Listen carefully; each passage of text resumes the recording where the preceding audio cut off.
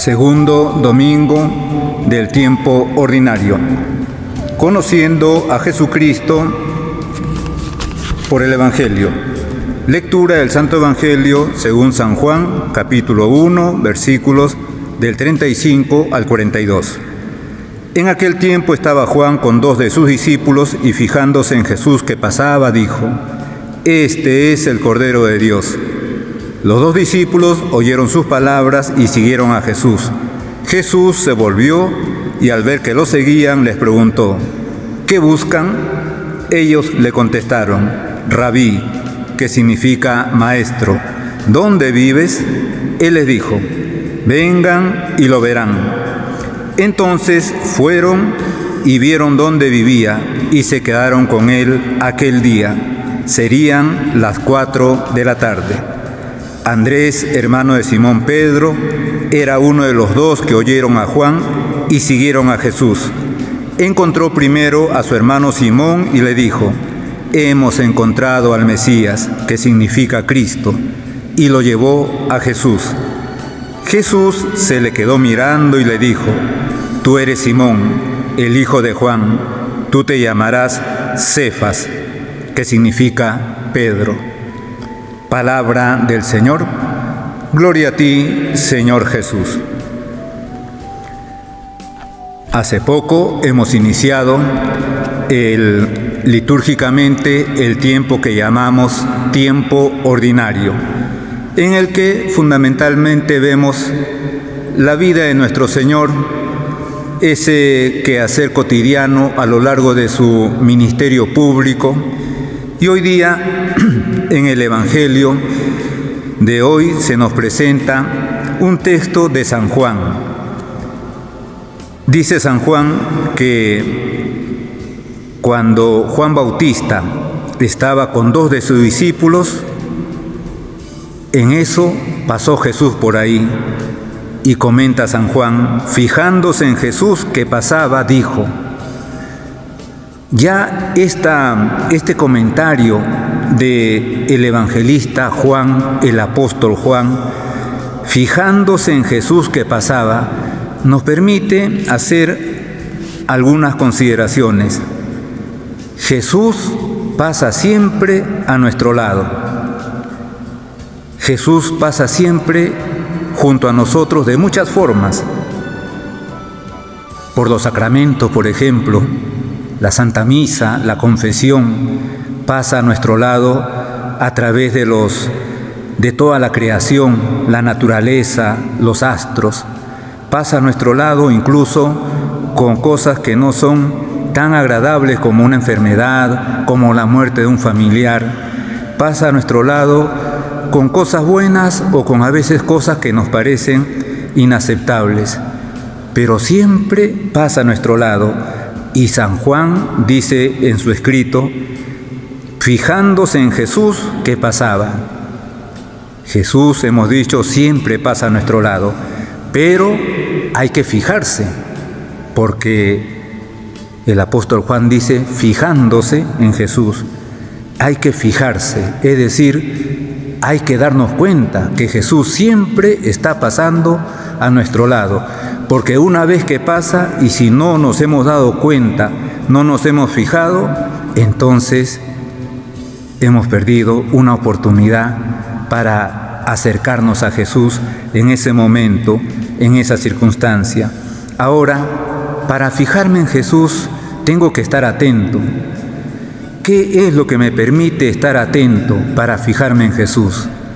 Pues la oración. Una persona que le dedica todos los días, aunque sea un ratito, a conversar con Dios, está como más atenta para fijarse en Jesús que pasa. Una persona que reza el rosario todos los días está como más atenta para fijarse en Jesús que siempre está pasando a nuestro lado. Una persona que procura vivir la presencia de Dios a lo largo del día siempre estará atenta para fijarse que Jesús de repente está en un niño, en la naturaleza, en una circunstancia, en cualquier forma como Él desee pasar, incluso a través del silencio, a través del dolor, a través del sufrimiento. Fíjense cómo esta pequeñísima expresión del apóstol San Juan nos permite hacer todas estas consideraciones.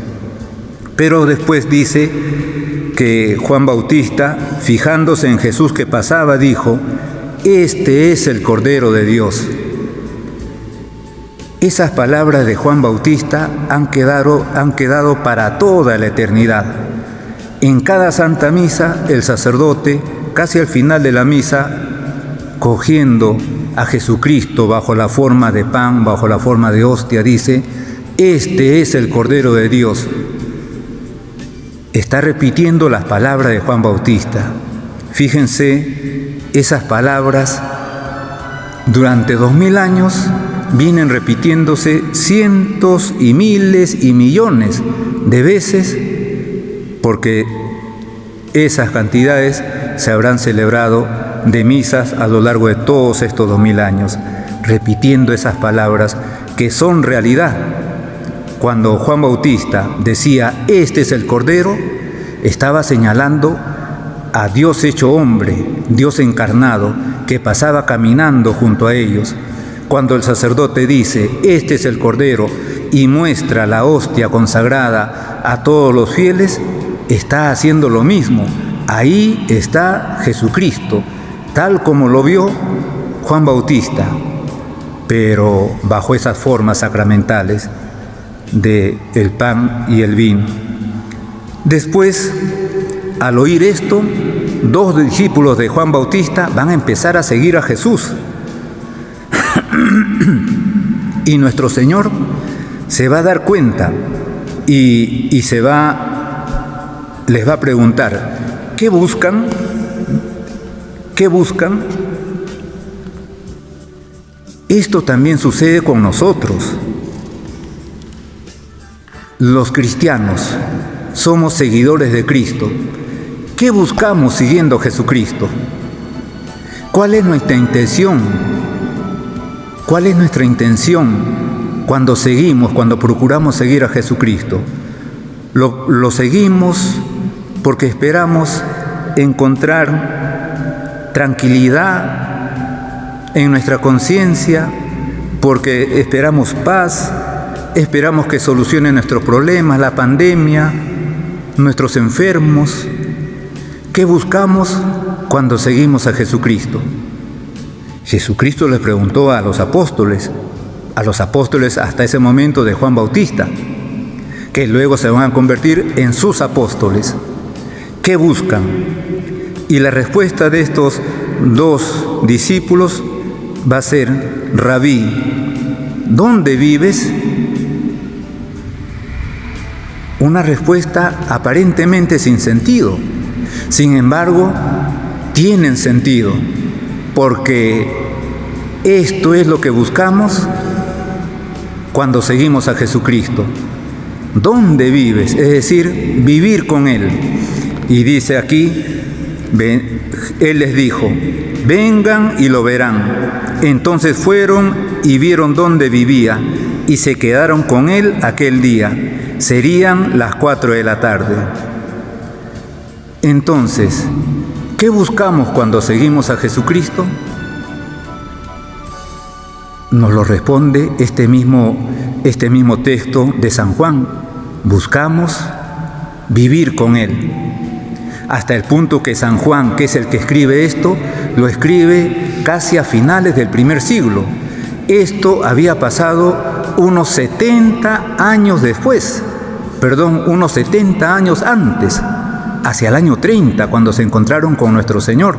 San Juan, 70 años después, lo escribe con esa lozanía, con esa cercanía del acontecimiento, como si hubiese sucedido el día de ayer. Y sin embargo, había sucedido 70 años antes. Casi podríamos decir que cuando ellos fueron y vieron dónde vivía y se quedaron con Él aquel día resucitó toda la vida. Nunca más se despegaron de Él. Pues eso es lo que buscamos cuando buscamos seguir a nuestro Señor. Lo seguimos porque queremos vivir con Él, porque queremos seguirle toda nuestra vida a Él, porque queremos quedarnos con Él aquel día, entendiendo como aquel día toda la vida, hasta el punto que San Juan va a decir, serían las 4 de la tarde. Y después viene como consecuencia del encuentro con Jesucristo el afán de apostolado. Lo que Andrés hizo inmediatamente fue buscar a su hermano Pedro. Lo buscó, lo encontró, le va a decir, hemos encontrado al Mesías. Le va a llevar la gran noticia. Jesucristo mismo era esa gran noticia. ¿Y qué es lo que va a hacer? Aparte de decirle, de comentarle, hemos encontrado al Mesías, lo va a llevar ante Jesús. Es decir, agarró a su hermano Pedro, que seguramente sería mayor que él, y se lo llevó ante Jesús. Lo presentó a Jesús. Un momento importantísimo para toda la historia de la humanidad, especialmente para la historia de la Iglesia. Un momento en el que se va a encontrar Jesucristo por primera vez con Pedro. Pedro, que va después, Jesucristo lo va a nombrar el fundamento de aquello que estaba construyendo nuestro Señor, la Iglesia Católica.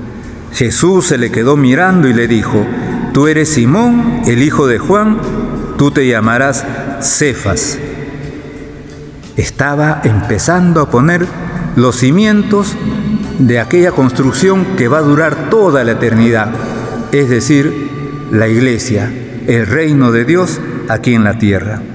Fíjense la maravilla que es la palabra de Dios y que nos muestra tantas cosas en tan pocas palabras y que nos presentan a nosotros para nuestra vida, para seguir buscando y para seguir siempre detrás a Jesús y para hacer apostolado, es decir, presentar las personas, las almas, ante Jesús. En el nombre del Padre, y del Hijo, y del Espíritu Santo. Amén.